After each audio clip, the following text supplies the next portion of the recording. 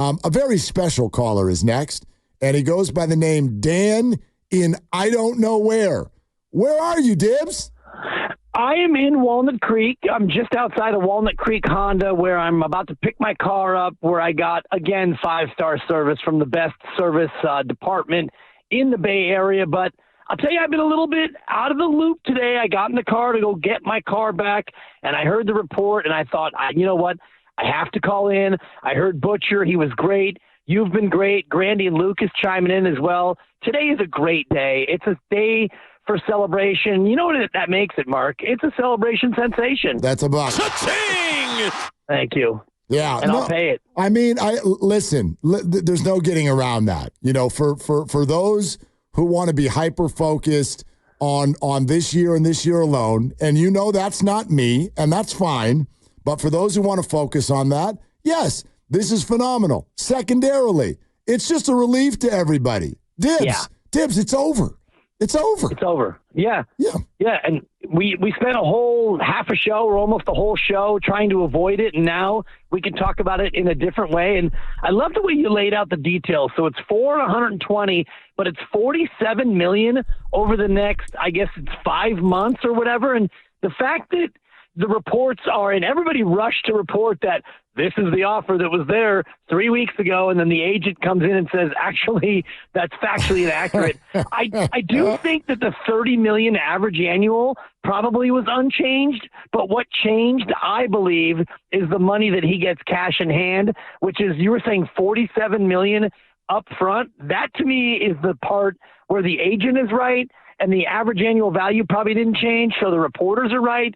We never know the full nuances of the deal, but that seems to me, if it is $47 million of the, I think you said $85 million total guarantee. No, 76. 76.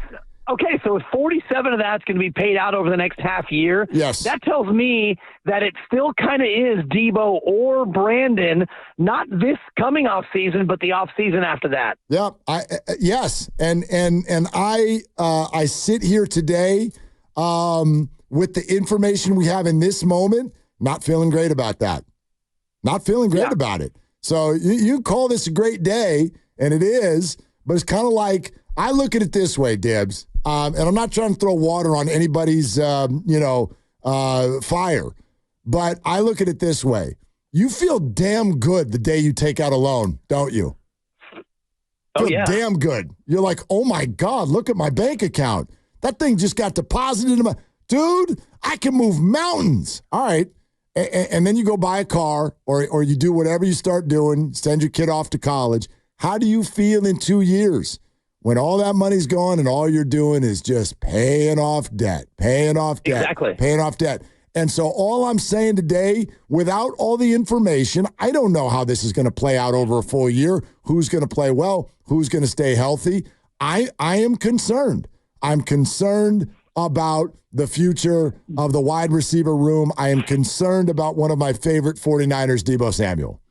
Yeah, I'm not concerned at all because I think that this year, Brandon's going to eventually be ready to go. Hopefully he doesn't sustain one of those injuries that you talked about and that you and I have discussed ad nauseum. And whatever happens this year, you get to the offseason next year, and then you have a choice to make. Probably not with Brandon, but with Debo. And you're right about the QB contract. When he signs for whatever million, and we can talk about it all year, and we will, but when he signs that deal, it doesn't kick in right away. So if things go well this year for Debo and Brandon, you can run them both back again the following year.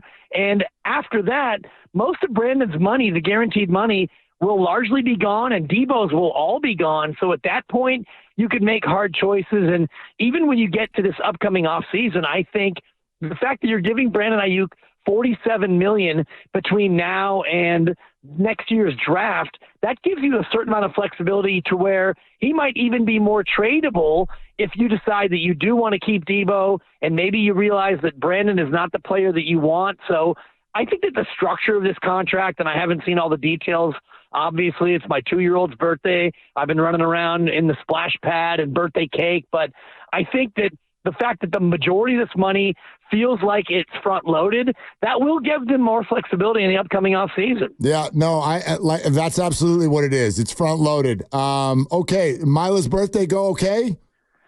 It went all right. She got run over at the splash pad, so we had to put her in the protocol. And right, she is day to day. She's in the blue tent. Dude, she was immediately it's crazy. At this park, they have a blue tent, and they folded it over both of us. And Mila looked at me and she said, "Smelling salts. I want to get back in there." So I said, "All right, let's go." Buddy, last thing is you have expressed this week renewed or maybe just new Trent Williams concern.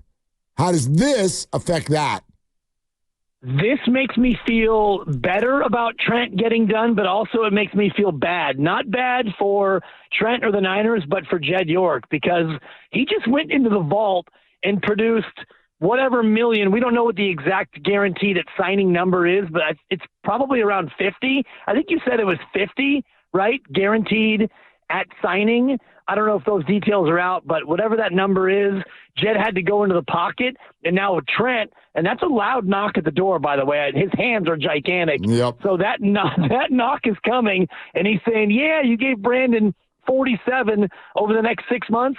I'm going to want 47 and a half, Jed. So go ahead and keep the money drawer open because it's my turn. And everybody knows that Trent's going to get broken off.